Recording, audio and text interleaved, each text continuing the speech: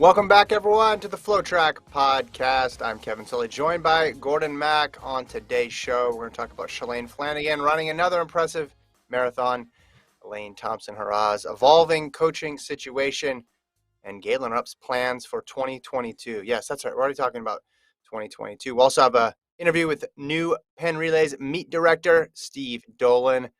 But first, Gordon, you have a new cross-country show coming out. How is that? What are we going to expect to see on that episode?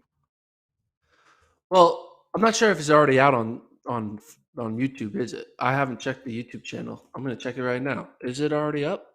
I'm not in charge of uploading videos to YouTube. Yeah, it's already up on. It's been up on the website. It's on the main FloTrack YouTube channel. This episode, I basically create tiers for the top 25 teams. So I have 5 different tiers. I have a tier called Will Win, which is a tier that I believe that team will win the national title. There's a tier called Can Win, which I believe you can win the national title. There's a podium tier.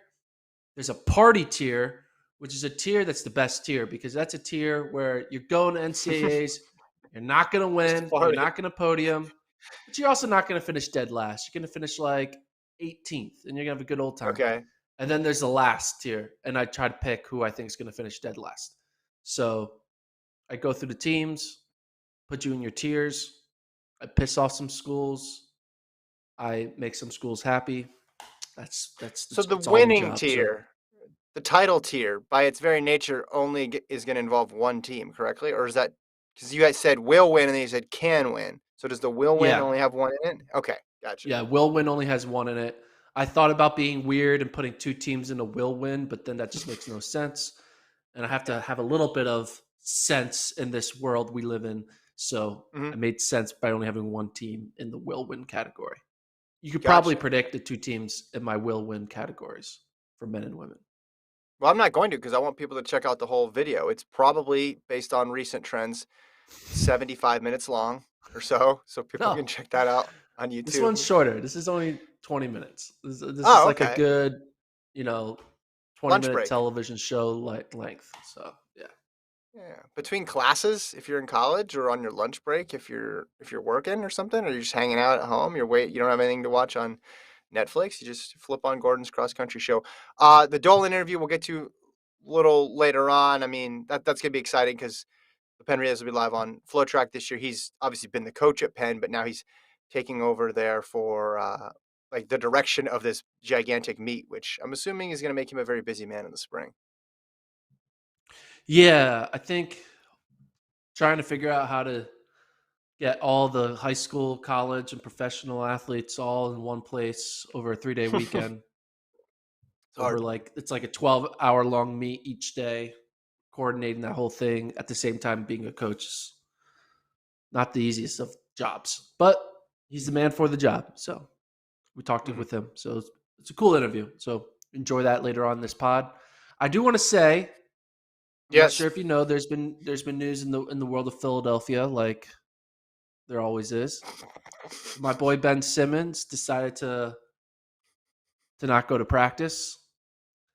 And for those who don't know, I'm a big Philadelphia 76ers fan. He went to practice. He didn't want to participate in some of the drills in practice. He got kicked out of practice. He got kicked out. He got kicked out because he didn't want to do a defensive drill. And this got me thinking, is there like a drill or a workout in track that you could see yourself not wanting to do and be like, nah, I ain't doing this? Like, what's that one drill that you never wanted to do in track practice? I know what it is for me. Well, what is it for you? Do you have a drill that you just hated? No, because I ran long distance, so you just kind of ran. It wasn't really that complicated. What was yours? Lunges. Freaking hate lunges, man. Especially, we had to do like lunges, like 50 yards of lunging. And I'm like, this is ridiculous. By the time I was done, my entire quad was just like gone. Or hamstrings. Not my quad. My hamstrings were just like shot because I can't, for some reason, I can't do a single lunge without pulling a muscle. I don't know why. There's something with my leg muscles that can't let me do it. Did you get your back knee down? Your back knee touch the ground or no? Yeah, well, when I was young and I was like trying to like impress the coach and be like, all right, do the lunges the correct way, I was realizing I was destroying my body. I think there's like a medical condition. I looked it up for people who can't do lunges because their Mm, leg muscles are designed a certain way, and you I'm one can't of those bend that people. far down. Yeah, yeah. Can't bend that far When you down. watch when you watch a lot of professional athlete Instagrams, especially track athletes and distance runners, obviously the workouts that they post are impressive, but the strength training stuff is nuts as well too, because these aren't even athletes that are like spending huge amounts of time in the weight room. They're spending some time in the weight room, but still the stuff that they're able to do and the strength to weight ratio and the flexibility, like the depth that they get in things like lunges and squats. It's like you go and try to do some of that stuff. They make it look so simple. But I'm with you. Lunges are tough. I remember I do have an answer. We used to run stairs because we had a very traditional coach in the beginning of my high school career. We ran stairs on the football stadium. But here's the thing, Gordon. First of all, it's like those, regular aluminum bleachers, right? That you have in high school football stadiums throughout the country. But each step was only like 6 inches apart. So it's just like a bunch of little pitter patters up and down. It's like I was in good shape, so it didn't really do anything for me except get me dizzy because and it would only go up like 10 rows. You just go pitter patter, pitter patter, then you U turn. I think we only did it just because the coach, when they were growing up, they did it, but it wasn't like the big, stairs that you're bounding up where you're getting that explosive push off of. There's little tiny stairs. And I thought that was, I mean, I wouldn't have quit. I wouldn't have done a Ben Simmons over it, but I just thought, hey, this is probably not the best use of time. Yeah. Anyway, well, we'll see what happens next in the Ben Simmons drama for those following along. I was having a good time. I was waiting to watch the press conference, and then I saw the news that he got kicked out of practice. This whole thing. Anyway, Yeah, yeah. that's what I'm using to fill up my weeks as we wait for track season's been over. We do have some running every weekend, but in Yeah. between the weekends, it's kind of a little dry with some running content. So I've been leaning on other sports to get me through the week. We got news this week, though, Gordon. We got good stuff, especially if you're a Jamaican sprint fan, or really a sprint fan in general, because it involves the second fastest woman in history in the 100 and the 200, Elaine Thompson-Herah. There had been rumblings that she was going to switch coaches, switch sponsors. She went on an ESPN program recently and said, no, those are just rumors. But it appears that the rumors might be true. Andre Lowe of the Jamaican Gleaner tweeted yesterday that she confirmed her split with MVP track club and coach Steve Francis. And this was the statement that she released. It says the double Olympic champion is considering all options available concerning her team. In light of an abundance of requests from my fans and concerned Jamaicans, I want to assure everyone that I've begun my training independently and will continue to do so while I finalize all aspects of my team for the upcoming season. I want to thank everyone for their support and express appreciation to those who have reached out in concern.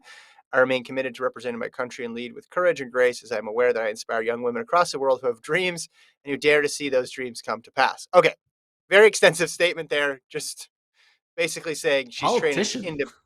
yeah, yeah, she Great. touched all the bases there on that. She says training independently. There are other reports about she's working with Burt Cameron and her husband. So we don't know yet if this was induced by sponsorship change or if she wanted to change just on her own. I got to admit, Gordon, I heard the news and I thought, yeah, there's probably something there. But I thought, unless she's forced to, I would be surprised because yes, pro athletes change coaches. Yes, track athletes change coaches. But to see someone at the top change and to see someone who's at the top all time and has the possibility to do something unprecedented next year and the next several years, it is a bit surprising. I will say it is a bit surprising that there would be a change. And if it is a sponsorship thing, a bit surprising that Nike, who was her previous sponsor, wouldn't just back up the Brinks truck to keep her. Yeah, I think it's going to be. I think this whole situation is a sponsorship situation. I think Puma may have gone all in on her. I'm not reporting Mhm. that, but like I'm just. It doesn't make sense to try to fix something that ain't broke, right? She was Hmm. running the best she's ever ran. Clearly, the coach and her had a good thing going. And I think that because she ran the best she's ever run, she had even more opportunities. And maybe there was a situation where, a lot of contracts ended, at the end of the Yeah. year. So maybe she was looking to re-up with Nike, and Nike was like, no, we're not going to pay you, Usain Bolt level money, because Hmm. Nike tries to pay a little bit of everybody to everything. And then Yeah. Puma was like, well, we'll give you Usain Bolt money.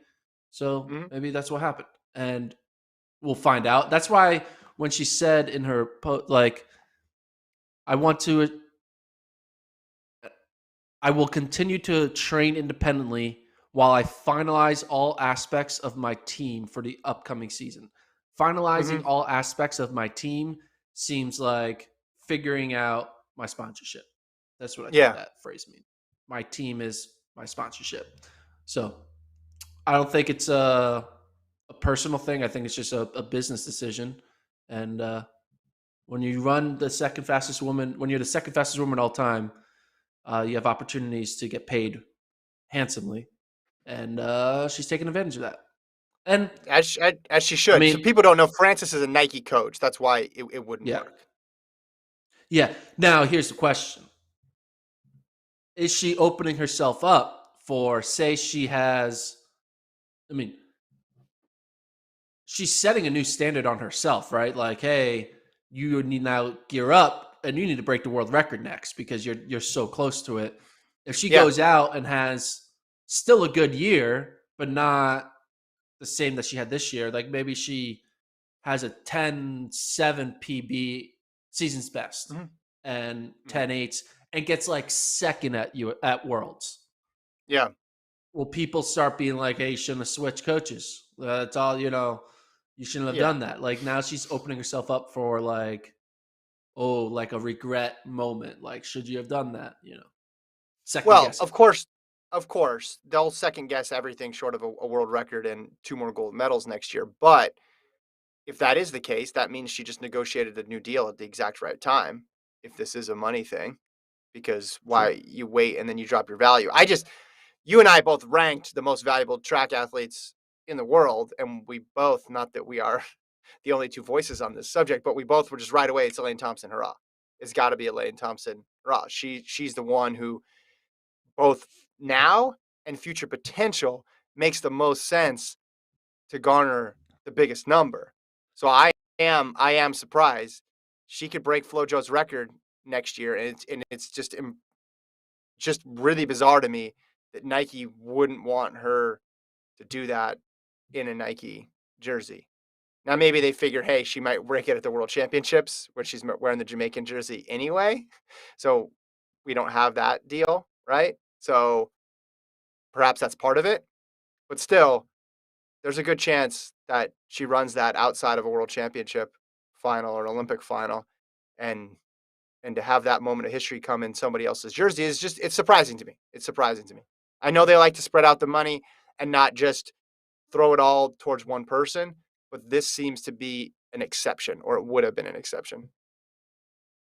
Yeah, you would think like there are certain athletes that are bigger than that are just are the exception to the rule. Like I believe if Ilya Kipchoge was up Yeah, and Adidas was yeah, throwing money at Iliad, I think Nike would be like, no, we want to keep him.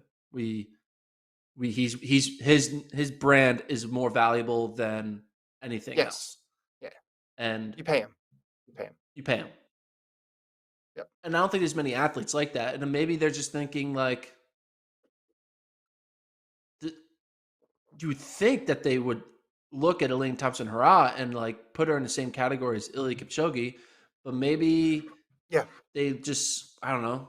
It's weird. Sponsorships and track are not always apples to apples. It's a lot of apples to oranges Hmm. because you could be the best in the world, you could be best in your country, you could be most consistent, but sometimes there's other factors. Youth is a big factor, marketability is a factor, and just like situational timing is a factor. Like it's all Yeah. connected and But she has a lot of that. she has still Yeah, the that's element why of it's youth confusing to because them. we're talking about we're talking about her running off 22, 23, 24, 25 potentially. She's in the event that garners the most eyeballs. She's on the precipice of breaking a historic record. There's even more attention on this event because the presence of Richardson in the United States and also Fraser Price in Jamaica. That combination of factors does not happen that often. So even put the time aside and look at everything else that's going in the direction of wanting to keep Elaine Thompson-Herah with you. It'll be fascinating. It adds another wrinkle. And remember, there was also that other story that was out there, reported I think by the Gleaner as well, that said Stephen Francis was considering bringing on a high-profile international athlete, non-Jamaican athlete. Also, they said non-European athlete who was very popular. So we still don't know who that athlete is, but you assume it's a Nike athlete. And if Elaine Thompson-Herah is not there, that would obviously free up some space for that other athlete to come slide right in. Yeah. Well, I guess we just have to wait. I mean, when will we have final? I mean, I feel like this information won't really be known until like what, Yeah, December, January, right? unless someone's out there with binoculars, like looking out in the track and figuring out is You, someone tracking flights like they do with college football coaches here in the United States, see who's coming and going. I don't know.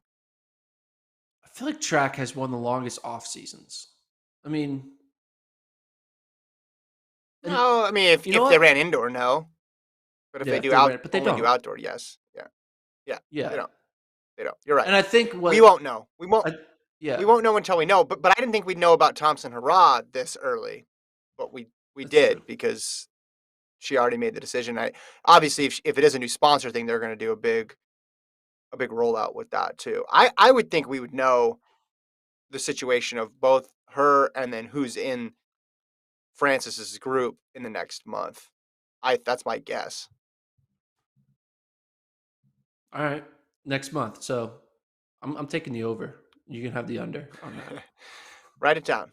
Write it down. They'll work out the contract details pretty soon. Well, because this stuff goes on calendar years, correct?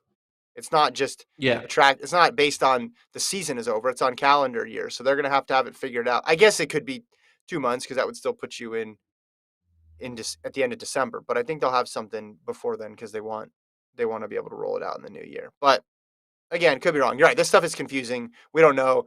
Nobody ever talks about it. I mean, she went on a program and said it was rumors. So basically denying it. I mean, I guess she didn't say the rumors were true. So technically, you could say what she said was accurate. She said they were rumors. She didn't say they were false rumors, I don't think.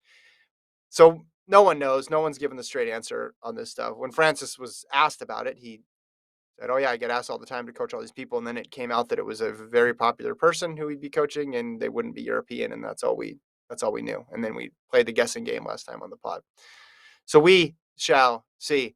Um, Shalane Flanagan, Gordon, she's through marathon 5 of 6 in her quest to run sub 3 this fall numerous times. Now, she did this one in Sauvie Island, just outside of Portland, in 2:35:14. This was the virtual Tokyo marathon because Tokyo got canceled. Now, I thought, hey, since it's going to be virtual anyway, you go out there and chill and you do a 250 something, save your legs for New York. But I think I'm starting to learn from this whole project, Gordon, that like mid 230s on a flat ish course is basically Shalane Flanagan's default setting unless she's running back to back marathons. Like she could run a marathon every week for a really long time and it would default to 235 is my conclusion. yeah. She gave herself a lot of cushion looking back on this Yes. little um, Yeah. challenge of being sub 3 in every marathon because she hasn't even come close to like 250. Like No. running 235 on the fifth one when you have no competition, it's just like, come on, you clearly were lowballing yourself. Like you clearly should have been. I'm going to do everything under 245 at least. Yeah. But Hey, 235 solo. I'm not solo. Did she have someone with her? Yeah, she Or had was some she by herself? pacers. Courtney Frericks ran some miles with her. Some other folks were running some miles with her. It is flat course. It was a perfect setup, I think, to run this time. But again, she's got 4 other marathons in her legs this fall. Impressive. Okay. So we are how New many York. days out? New York is what, 2 weeks away? We're yeah, a Three little more than weeks? 2 weeks. I think we're about 19 days away from New York. 19 days away.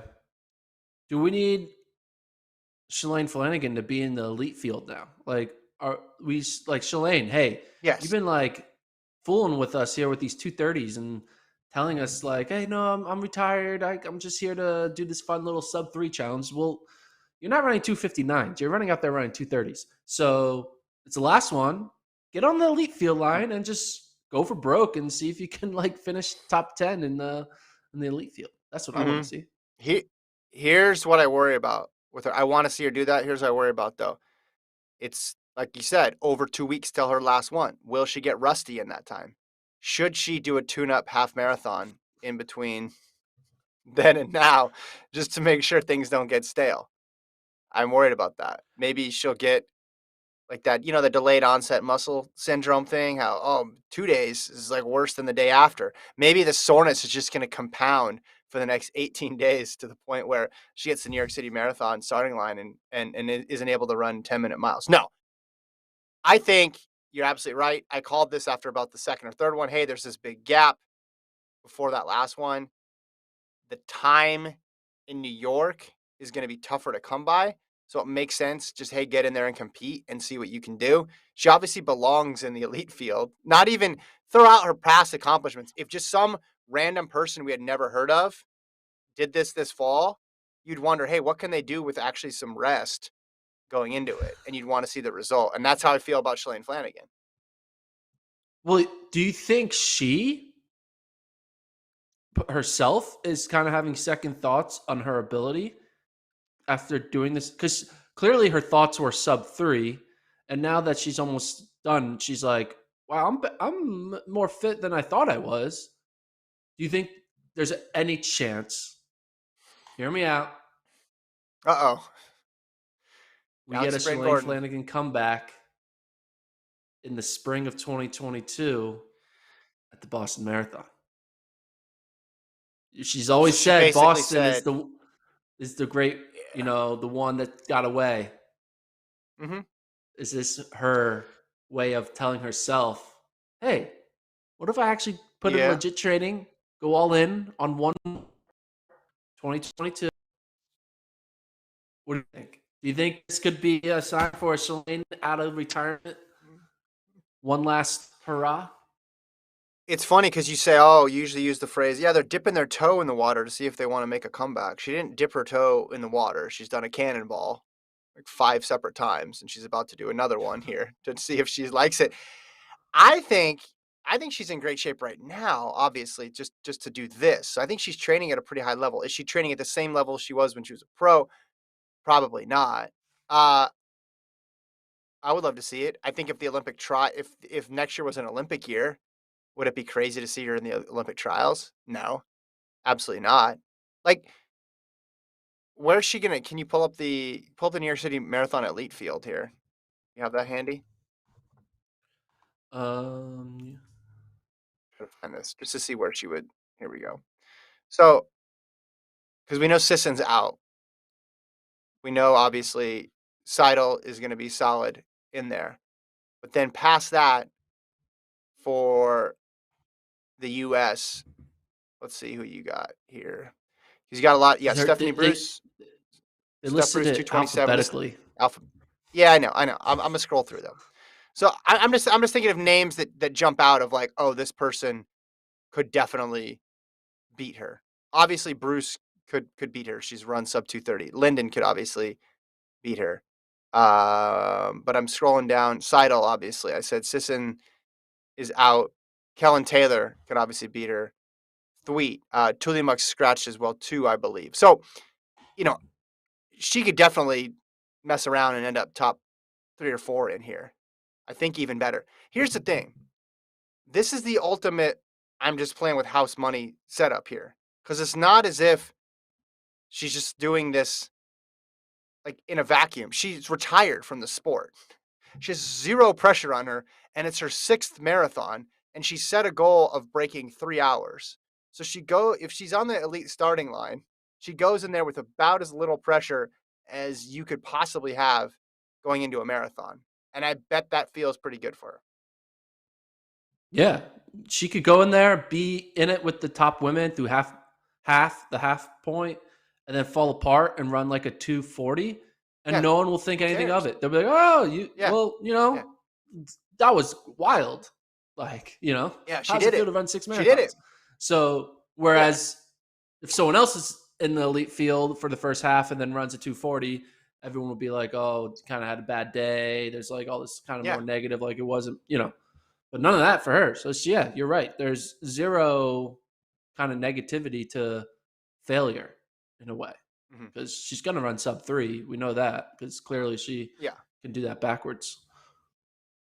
I'm 100% pro comeback for everybody. I wanted Bolt to come back. I was always reading way too much into his Instagram posts. I wanted Ashley Eaton to come back. I want everybody to come back if they want to come back. So if this is the way back, it's been worth it. If it's not, it's still been a really fun experiment to watch. Because we were legitimately debating, hey, can she do this? Because we looked at those back-to-back marathons. Obviously, she was going to hit the first one, and then you're like, all right, well, how's she going to do with the Boston Chicago double there? And she did it with ease, and now she's still ripping them off. So she's durable, she's fast. I want to see it in New York. I'm really excited about that storyline just in general. I mean, you look at the whole elite field. Yeah, obviously they got some absolute stars in there, like Jep Chirchir, the gold medalist, and they have a lot of sub 220 women there. So the expectation obviously would not be to win the race by any means. I should have said Sally Kipyego is in there as well too. Sally Kipyego on the women's side, so she's obviously capable of beating Flanagan as well too. But yeah, top 5 woman for the U.S. is definitely possible in a good field there. Any other marathon news? Yes, but I want to hold it because we got a Rupp story I want to talk about. But before we do that, I think we'll do the interview here with Steve Dolan. Do you want to intro the interview? Or you just want to roll it? Yeah, so Steve Dolan, Penn coach for the past 10 years, took on the new meet director position at the Penn Relays, which is a very prestigious role because it's one of the best meets in the world. Dave Johnson held that role for, I think, about 20 plus years. So big big shoes to fill. Talked about why he took the job, what challenges he sees with bringing the Penn Relays back because we haven't had the Penn Relays in 2 years because of the pandemic. Yeah. And kind of talked about his favorite moments and what new things he might bring to the Penn Relays. I try to get him to tell me if we could get Philadelphia to host a USA's or Worlds now that Eugene is doing their thing. Yeah, good interview. And yeah, here it is. Steve Dolan with me, Gordon, talking about his new role as the Penn Relays director. All right, I'd like to welcome the new Penn Relays director, Steve Dolan, also the head coach.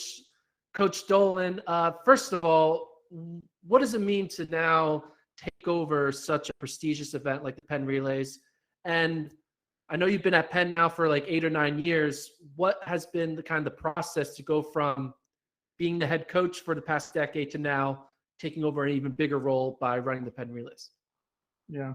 Well, first of all, thanks for having me, Gordon. It's really an honor to be here. And I certainly am very excited about the future and my opportunity to work with the Penn Relays. And I'm actually my 10th year as the director of track here at Penn. And one of the things that kind of drew me to Penn when I first came here was the history you related to. Franklin Field, home of the Penn Relays since 1895. And even the Penn Track and Field program, just the Olympians and the past history, it's really kind of a neat place to coach track and field.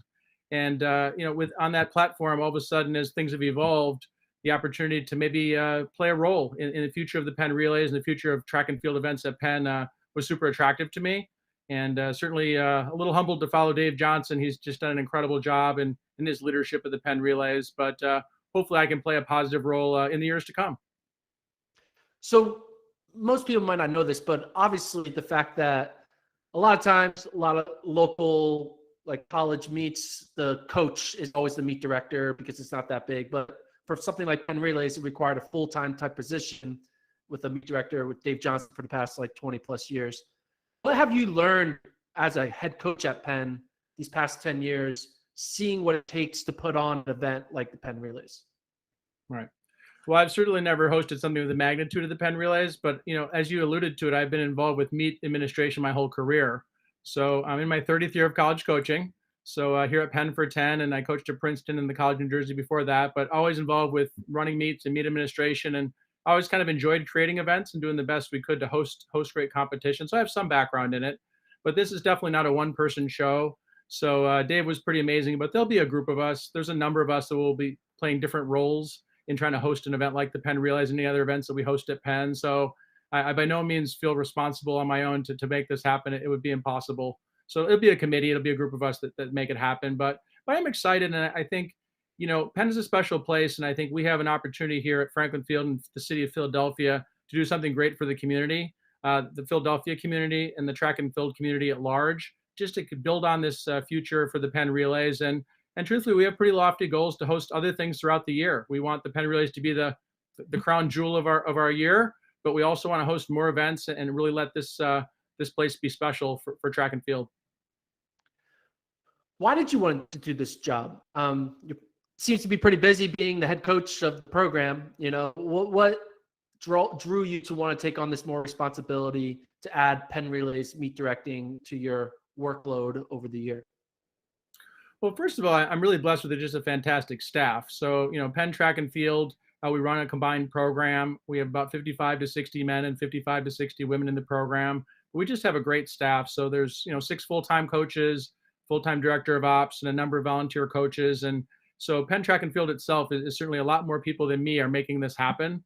And the coaches are really fantastic in each of their roles. So I felt like, we're in a good spot. And I sort of love coaching. My favorite time of the day is definitely at practice, working with the athletes, helping them chase their dreams. So I certainly didn't want to give up my favorite part of the day and helping athletes chase the dreams. But I also felt like I had an opportunity maybe to do more here. Maybe, put my thought process out there and try to, create events and create Penn Relays at a high level is something I can do. And maybe my opportunity of having coached 30 years, and I sort of smile, but as you get older, you know more and more people. So my connections throughout high school and college track and field, and maybe some of my connections at the agent and professional level are going to be valuable connections for us as we try to build on things here at Penn. So I'm hoping I can, be successful in both areas. But again, it's all about having great people. I'm not going to do either one very well if I try to do it by myself. I have a great team around me and to make this happen. Now, obviously, you're starting the job on the ground running. We have a big challenge ahead of us. It's been 2 years since we had the normal Penn Relays. We had a little bit of a Penn Relays Invitational last summer, but the official Penn Relays are coming back in 2022. What are some of the challenges to kind of reboot the relays after a 2-year hiatus, get teams back on board to come out and kind of get back to normal the way it was in 2019 and in the past?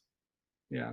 Well, we're super excited to do it. And our facility staff has done a great job here with, this fall we've been hosting a fall collegiate events on campus, and those are going really well. And but one of the challenges coming off of the COVID year, and it still exists, right? So to get our procedures in place to make it a safe and fun Penn Relays is obviously one of the first challenges. And we have a great team. The executive director of the Penn Relays, Scott Ward, really does a fantastic job. He oversees the event at large and all of our events, frankly, intercollegiately. So he's a key person to have us pull this off and come back in a big way. But honestly, my first 10 days on the job have been busy. But I've been doing what I call college outreach and just talking to friends in the industry and sort of saying, hey, we're planning to be back. Hope you're coming to the Penn Relays. And the response has really been pretty amazing. People want to be back. People want to do the Penn Relays and are very excited to do it. Truthfully, we probably have about 25 Power 5 schools, and we're coming back to the Penn Relays. We want to be a big part of this, not to mention all the other schools across all divisions and all conferences. So it's going to be a real big college program, and we're really going to highlight those great college athletes, which has always been a big part of the program. Also, some initial conversations with professional athletes and agents. People are excited. They want to run in Franklin Field and jump and throw and be in this atmosphere. So I think we're going to come back in a real big way in 2022, and should be super exciting for the fans and the crowd and everybody involved. So yeah, the first part has been exciting, and I think it's going to be an exciting comeback year. What is like I guess the challenge or the strategy or the pitch that a lot of times you have to deal with to try to draw in a good field? Obviously, Penn Relays has its history, 100-year history, but there are other relay carnivals that happen. Drake Relays, Texas Relays earlier in the year, Florida Relays does their thing. So a little bit of like, not competition, but there's only so many races that a team can enter in. So what's kind of the pitch to kind of get these schools to put Penn Relays as one of the marquee weekends on their, 2-month, 3-month long calendar? Well, I think a couple of things. So first of all, it's called the Penn Relays Carnival, right? And I think the carnival part's noteworthy because it's really a celebration of the sport. You've got all different levels of athletes competing, and it really has that carnival atmosphere. And the athletes really enjoy that opportunity. And it's not very often you get to compete on Saturday or on other days in front of huge crowds, right? Responding in front of a huge crowd, and a crowd that knows track and field and gets excited about great competition. And, to be honest, there's really nothing like it in the United States with that kind of atmosphere and excitement and crowd. I think that's what brings people back. And as a fan, you want to be a part of it. You don't want to miss the chance to see it. And as an athlete, you want to be on that stage. And I've coached and been very fortunate and lucky over my years to coach a few people that have been able to win Penn Relays. And when I ask them now and they look back in their college track careers, they always say their most exciting moment, even if they were an NCAA All-American or a special athlete or done some things, was that win at Penn Relays. They did the victory lap. The crowd went crazy. Like, that is special, stand on that stage and get the big wheel in Franklin Field to be a champion of America, a winner. I mean, that's special. So we've got something really special. We just have to do a great job in organizing it, right? It's a lot to organize in terms of getting people to have that great experience, but we've got something big here. Now that you're taking over, obviously Dave Johnson's done a great job taking it for the past 20 plus years. Are there any new innovations or new ideas or new aspects that you want to bring to the Penn Relays, if not this year, but in the next few years that you kind of have on the back of your mind? And if so, can you share any like brainstorming thoughts of new things you want to bring to the relays? Yeah. Well, yeah, and I actually have counted on others again. So I've already started those conversations with college coaches and professional coaches and agents, and sort of picking their brain, like, what can we do better? What's the next evolution of the event? And there are some things that are coming up. Like, we definitely want to add some professional events, some individual professional events, be it in the track or things like that, and have some really exciting individual professional events. I think that'll be something new you're going to see at the Penn Relays this year. We definitely want to go back to our roots. So this started as a collegiate track and field meet. We want to make sure that we really highlight those college championship events, both individually and relays. So making sure they're at marquee times and really get key billing for the college events. So I think those individual professional events, really highlighting the colleges are two important things. But the one thing we definitely want to make that's always been a part of relays is very inclusive. We want to have youth, we want to have masters, we want to have professional, we want to have high school, and we want to have people from around the country and around the world. We want to have an international flair to it, and all are welcome. All are welcome. So we want to make sure we keep that inclusive feeling to the relays, and then continue to build on some of those great elite performances across all different levels.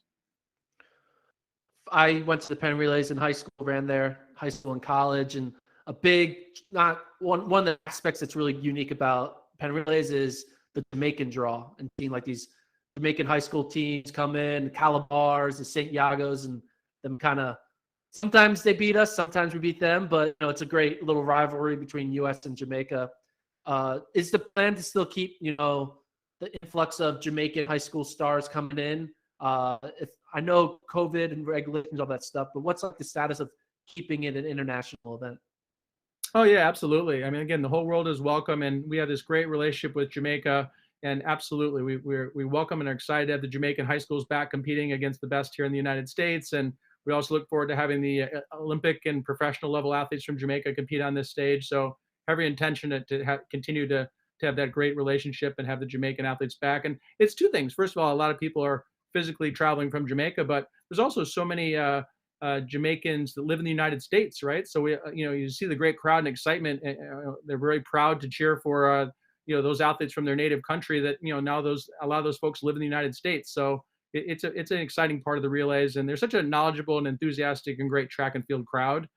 You've been here, and as a competitor, Gordon, like, it doesn't matter if it's the middle school race or the high school race or the pro race. If it's a good race, the crowd at large, and certainly the Jamaican crowd, they get behind it, they get excited, and we want to keep that tradition alive in Franklin Field.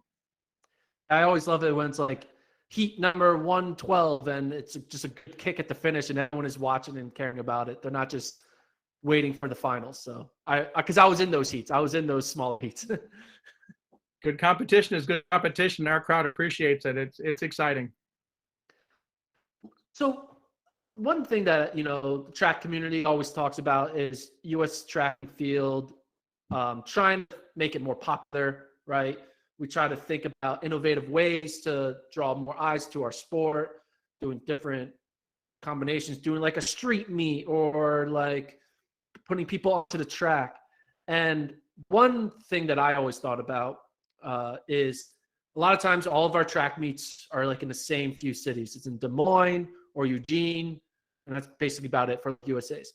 Has there ever been thought of Philadelphia, mainly University of Penn, getting involved with being a host for a future U.S. championships or, 10, 20 years down the road, hosting a world championships or something like that?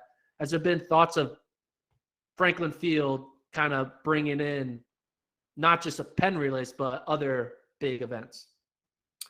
Well, on that last statement, absolutely, we want to bring in other big events. So that's one of our visions. Again, like I said earlier, that Penn Relays is our marquee event, but we want to do programming throughout the year affiliated with Penn Relays and otherwise that really make Philadelphia a hub for track and field in our country and for the world. So we absolutely want to do it. Whether we do or don't host a USA Championships, I guess I'm not sure. There's a lot of things that happen in the bidding process and certain logistical things that have to fall into place for that to become a reality.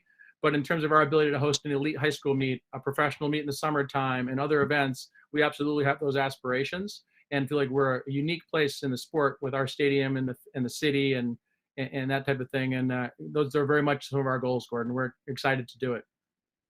Are there any challenges that you've discovered now that you've taken over a meet director role with something like the Penn Relays? What's like kind of like the unknown that most people don't think? I think a lot of people show up to a track meet and just figure out it's pretty simple. There's a timer, there's a track, there's a schedule. But like, what's kind of like intricate detail of like an unknown challenge that meet directors for massive meets like the Penn Relays Invitational have to deal with?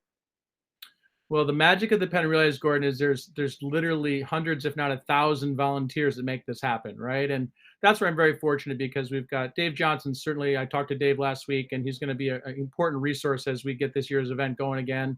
And then Gail Zachary, who's his longtime assistant, she continues to work with us in the Penn Relays, and they understand how all that works more than I do. I have a lot to learn in that area. But it's actually amazing when you look at the list of people that every year show up and say, I want to be a part of volunteering to make the Penn Relays happen. And it's amazing how it all comes together in all different areas, whether handing out awards, getting the relays on the track, the medical side of it. There's just a million people that make this whole thing happen. And they're the lifeblood of the relays. And, in advance, thank you to that group again, because we're back this year, but they love it. They come to Penn and it's a special day for them too. And they know they're playing a big role in making this happen. So I don't know how it all works yet, but we're going to get it in line by the last week in April. So you went to the Penn Relays as a competing coach when you were coaching at Princeton. You were competing there as the coach at Penn. Is there any specific memories that kind of show what Penn Relays is all about to you? Like, is there a moment that you've had as a coach, I'm not sure if you've been there as an athlete. Did you run there as an athlete as well? No, I didn't compete as an athlete. Okay. I was as a coach. Okay. Are there any like specific moments like, that is a Penn Relays moment that kind of encompasses, I'm not sure if that's the right word, I'm bad with words, kind of just that moment is what Penn Relays is all about? Yeah, absolutely. So in my years, been here with 3 different schools, started my career at the College of New Jersey, great Division III program. We love competing at the Penn Relays, then an opportunity at Princeton and now at Penn.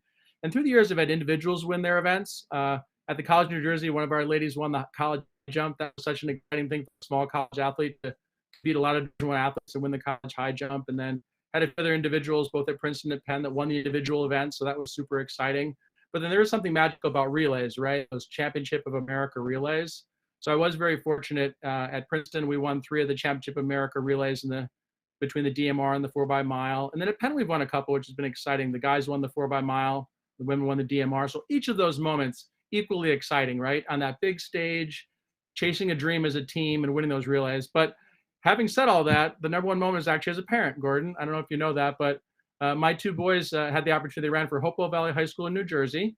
And just a couple of years back, they actually won the high school boys distance medley and set the championship record. So the championship record is the Hopewell Valley boys DMR with a big comeback win at the end, and really exciting moment as a parent. So my son Sean was the anchor, and his brother Tim was the 800-meter leg. So seeing it through the eyes of a parent and them having come as kids and then having that moment in Franklin Field is certainly the highest, one of the most exciting moments I've ever been a part of. And it was a Penn Relays moment. Well, how distracting was not? I'm not sure if it's distracting, but what's going through your head? You're there as a coach, but then you have your son, your two sons, kind of in a big moment. What was going on in your brain when you're probably sitting on the infield watching this race go down? Well, I specifically went up in the stands to be near my wife to watch the relay as a parent. So I was up in the stands, kind of near the finish line, watching from up there. And our tradition is my wife videos it on her phone like she always does, no matter what meet we go to. And I cheer and do my best to be a dad. And it was super exciting. And truth be told, since I have access to the infield, I was to the infield fairly quickly once that race ended.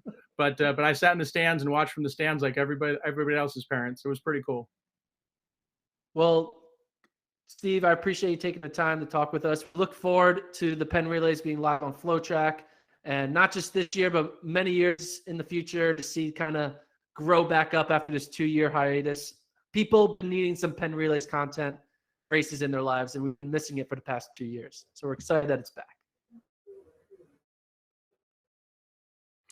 All right, there you have it. Steve Dolan, new Penn Relays director. Gordon, it's going to be awesome to have that meet again back on the schedule in the spring. You're a Philadelphia man. You grew up there. This means a lot to you, huh? I am. You're a man of brotherly love. I don't know how to put that. That's really awkward. I think I ran at that meet 6 times, twice in high school and 4 times in college. So love Philadelphia, love the Penn Relays. Excited to be back. Gonna try to see if there's a Sixers game that's happening that same weekend, so I can kind of go to the relays during the day and then the game at night. That's gonna be the plan. So I haven't figured it out yet. Not as much. That's the plan. Not as much Sixers talk as I thought in that interview. You know, I did run into Chip Kelly at the Penn Relays when he first got hired as an Eagles coach. They invited him to kind of go and like stand on the infield because Oregon was there, and he was going to watch like Cheserek and all them were running the 4x mile. Mm-hmm. And I tried to get an interview with him, and he said no. He got all like sports, like no comment. I was like, hey, can I do a quick interview with you? Talk about Penn Relays? And he's like, no. I was like, oh, okay. Yeah. And then he got fired like 2 years later. So now we got Nick Sirianni, and he'll be there with a different T-shirt. I get Nick Sirianni show up to Penn Relays. I think that could happen. Maybe we'll get an interview with him then. I think you should have asked what would happen in a relay if Ben Simmons had to hand a baton to Joel Embiid. I think that would have been a perfectly appropriate question for today. I'm still a as much as what Ben Simmons is doing, I'm actually not going to hate him after this. Contrarian. It's weird. I'm a weird person. Anyway, speaking of a weird situation, the World Championship Marathon. The World Championship Marathon is typically a marathon that the big dogs don't go to, right? Especially on the American side. You would rather get that paycheck from Chicago, from Berlin, from New York, from wherever in the fall, as opposed to building up for a world champ. It's not like that for the Olympics, but for world champs, it's not, the same. But for Americans, the world champs are in America. They're in Oregon. And I started talking to some of the athletes at Boston. Colin Benny, who was top American at Boston, him and his coach were eyeing trying to be on that world championship team. And now we just got news that potentially Galen Rupp would prefer to run at the world championship marathon, which kind of for him even makes more sense because it's where he grew up, right? It's in Eugene where he went to school and all that stuff. So what are your thoughts on the new report that Galen Rupp potentially could run on the world championship marathon team?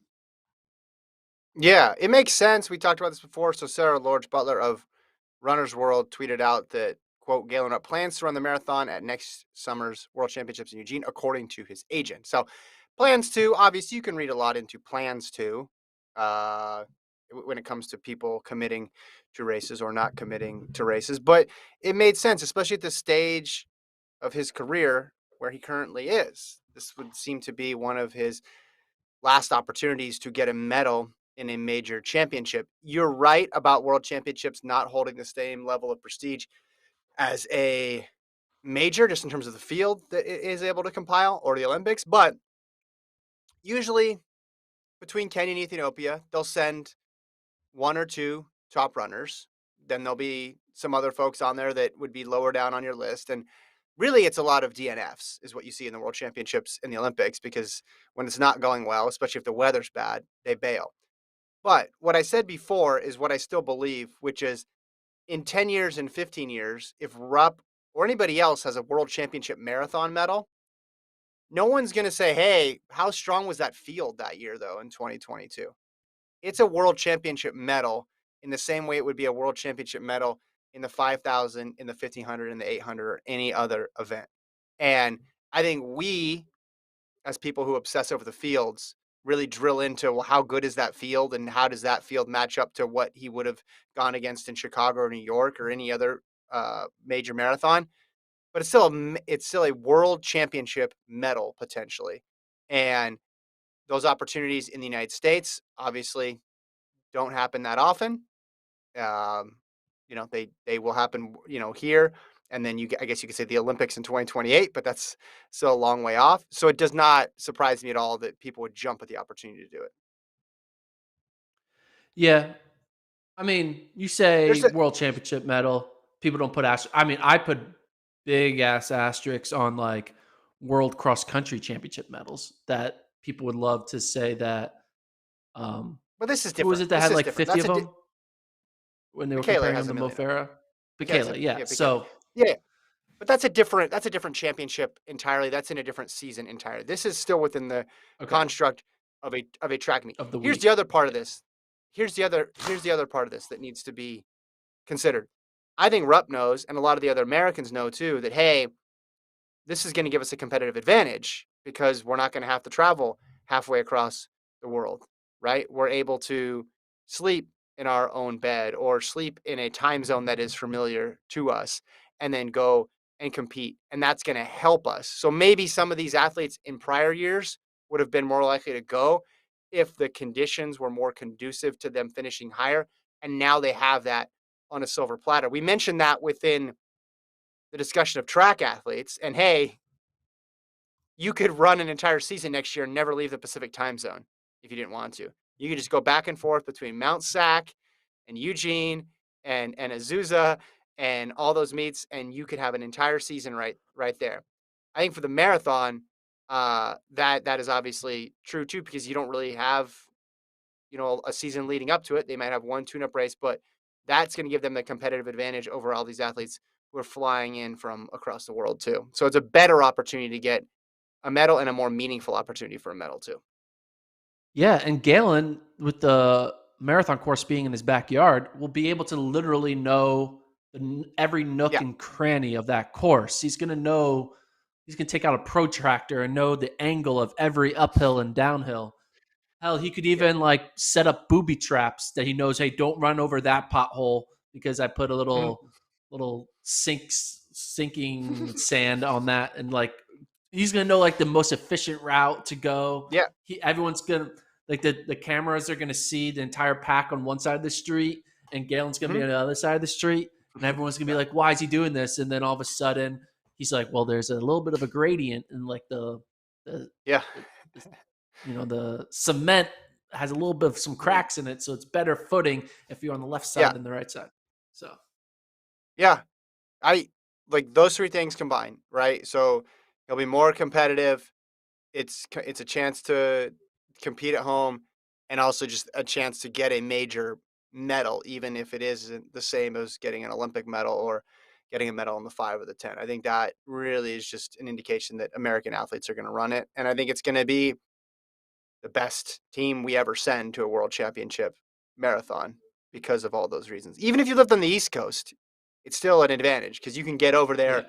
Once you qualify for the team and the USATF announces the team, whenever we figure out when that process is ironed out, yeah, you go over there and you can run the course a bunch of times, or you can go train out there for a little bit. And even if you are coming from the East Coast, you're adjusting to 3 hours versus adjusting to 9 or 10 hours. Yeah, and they haven't announced how they're going to select the team, but in years past, it's always been descending order list within a certain time frame. Yeah. And typically, they just they just keep on going down the list until they have 3 people who say yes. Mm-hmm. And I'm not sure who currently are the top 3. Do we know who the current top 3 in descending order lists are?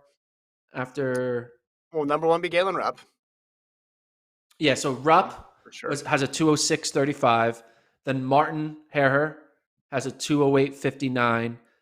Noah Droddy, 209.09. And then in 4th right now is Colin Benny with a 209.38. So that second and third spot, very close, right? Herah, 208.59. Droddy, 209.09. And Benny, 209.38. You have to think Benny is probably going to try to run one more fast race maybe next spring. Maybe he dodges Boston and goes somewhere like goes to London, or I don't know what, London won't be open. They're probably going to find some local marathon, but there's going to be a nice little battle there for that second and third spot. Yeah, something in Europe or something fast in the United States would make sense because, the marathon for the World Championships is mid-July. So you could do both. You could do a spring marathon, then do both. Women's side right now, the descending order list: Emma Bates, 224.20, Sarah Hall, 227.19, and then Molly Seidel, 227. No, that's not right. That's not right. 46. That's not right? No, so it goes all the way back to November 30th. So right now it's Hall, 220.32, D'Amato, 222.56, and Bates, 224.20. So Bates right now is in 3rd. Okay. So D'Amato was 4th on my list. She moves into the top 3. So Seidel is out right now. Is what you're saying? Yeah, because it involves the Marathon Project results from that December 2020 meet. Yeah, so Hall 220, D'Amato 222, Bates 224, and then Kellen Taylor 225. That's your top 4. Do you think? I know they're not going to do this, but would you be in favor of, if we could go back in time, having trials for this? I mean, they're not going to do it, but they could if they wanted to. They could probably have it like in Des Moines, right? Connected to like the Drake Relays or something in that April. Let people know, like, hey, this is our trials for the marathon. If you want to do it, you got to be top 3 at this. We changed the rules. Yeah, well, they haven't announced the rules. It was a lie. They haven't announced the rules, so they're not really changing anything. But that would be would you imagine like an April marathon trials would be perfect, right? No, you could do it even earlier. Why not do it? I mean, if we're just playing around here, you do it earlier. It was February. So do it in Houston. Olympic trials. Yeah. Do it in Houston. Run back the marathon project. Just do the exact same thing. Just invite a small group of people. Well, people are running New York City, right? So you can't let the people who are running New York get disadvantaged. Well, you can't do it in general because they've never done it. You can't do it because no one said the rules ahead of time. You can do it for the next cycle, but I just think there's going to be such demand. There's going to be such demand for this race to get into this race that it would be cool to leverage some of that to get another trial setup race, which is it's fun. Everybody wins if there's more trials. I guess that's my thought. All right. Well, I have another meeting I got to get to after this podcast. Oh yeah. So I think we got to wrap it up. All right. We'll wrap it up. We'll be back Friday. Thanks to Colt for producing. Gordon's got to go. Thanks to our special guest, Steve Dolan. We'll talk to you guys on Friday. Subscribe to the pod.